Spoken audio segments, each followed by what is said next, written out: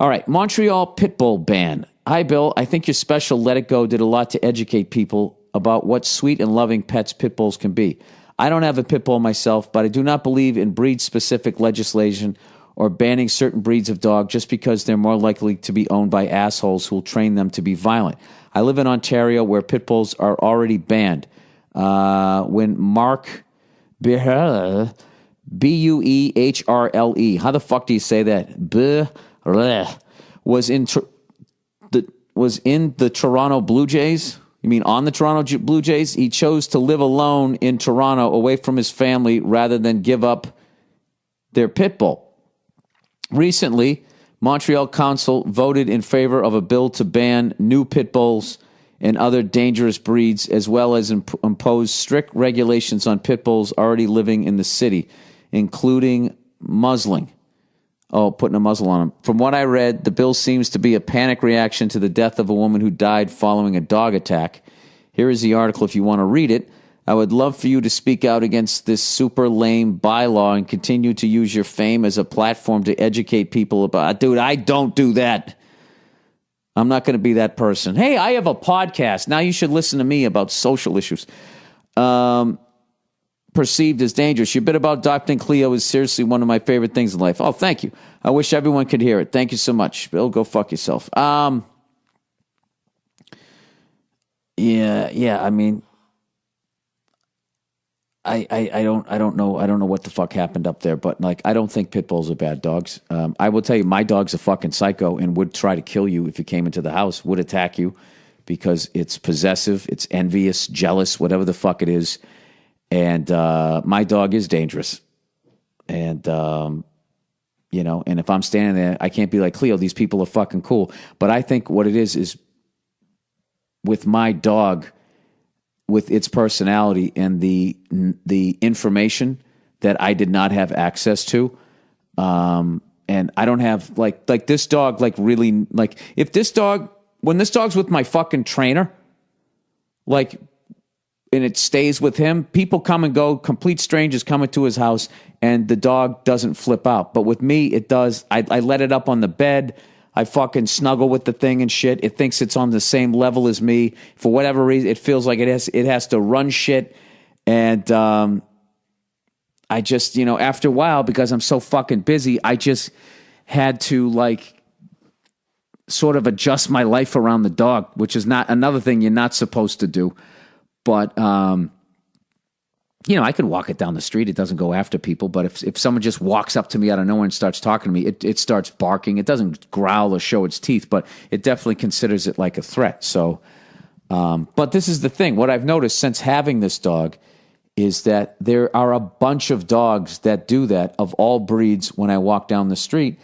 And what I see rather than the dog is I see the owner. And I am not... I made a lot of mistakes with my dog. And whenever my dog passes and I go to get another one, I don't know if I can do it, dude. I don't know if I can not have the dog be up on the fucking bed. I have to be disciplined enough to do it. I actually, when I was in Vancouver one time or Seattle or something, this woman told me, like, she doesn't let her dogs walk on the rug. I come home, she goes, I don't even look at them until I set everything down. They're waiting for her and waiting for her. My dog just gets to do whatever the fuck it wants. And I think that can be, a dangerous thing, the bigger your dog is. So, I what I would actually say is rather than have a pit bull ban,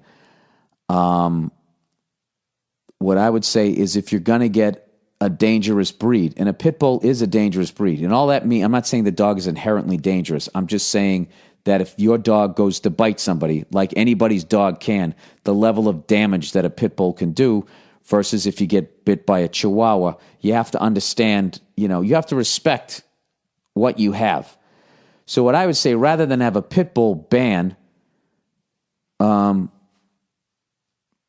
I would say, what if people, before you're able to have a pit bull, you have to take an intensive course and become a fully educated, great dog owner, which is what I wish was available to me before I got my dog. because I had to learn all these lessons the hard way, and, trying to undo all of this shit that the dog learned as I'm leaving every other weekend and I'm in a writer's room all day. It was, like owning a dog is a tremendous amount of responsibility. So that alone, forget about all the fucking horrible people, human beings that are out there that do horrible fucking things to animals. I'm hypocritical because I eat chickens and cows and pigs and shit.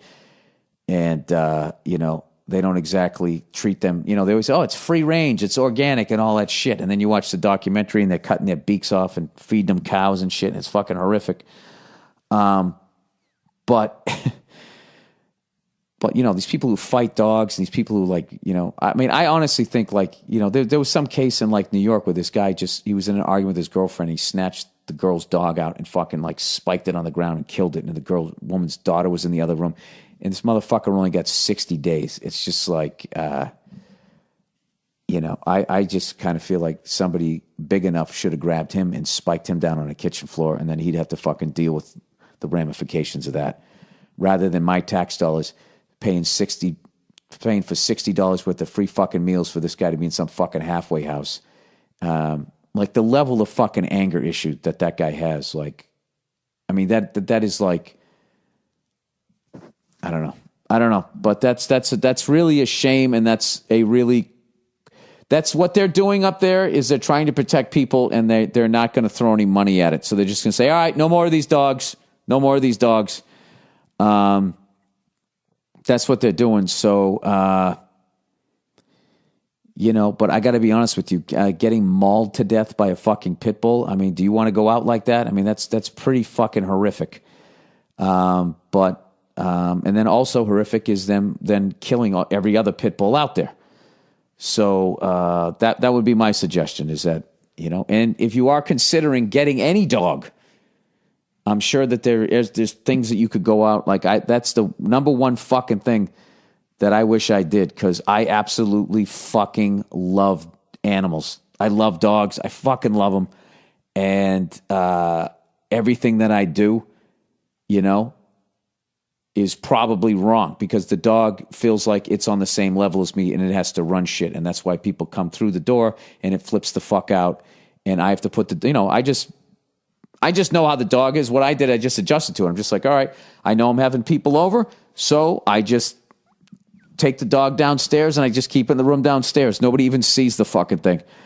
That's the way I had to operate with my dog. And I can tell you that that's one way to do it, but it's not the way to do it, because there's that constant anxiety of thinking, oh, what if it ever got out? What the fuck happened? Oh my God, blah, blah, blah. And I have to live with the guilt of someone else getting hurt, and then I'd get the shit suit out of me. It's a really serious fucking thing when you get a German Shepherd, if you get a Pit Bull, if you get a Doberman Pinscher, if you get a fucking Golden Retriever. Those dogs can fucking do damage. And the fact that you can just go, oh my God, it's cute, and just take the fucking thing home. Forget about if you found it by the LA River and you have no idea what the other people did to it. I know my dog got abused. I picked up my hockey stick when I first got it, and I was stick handling in the living room, as you do, right? And the dog immediately ran to the other side of the room, and I was like, oh my God, somebody was hitting this thing with some sort of a stick.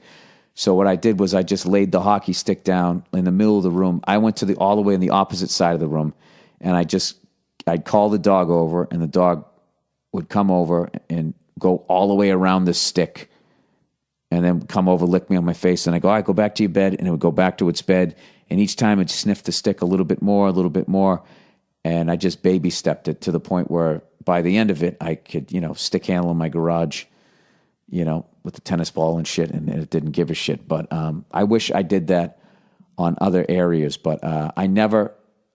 Once you see a dog going after somebody, you never quite trust it again, and then you have that fear, and then they sense the fear, and they process that is the fear is the person at the door, and it's a fucking, I've learned so much by fucking up. So my next dog, I will not make those mistakes, but I don't think that it is a problem with the breed. I think it's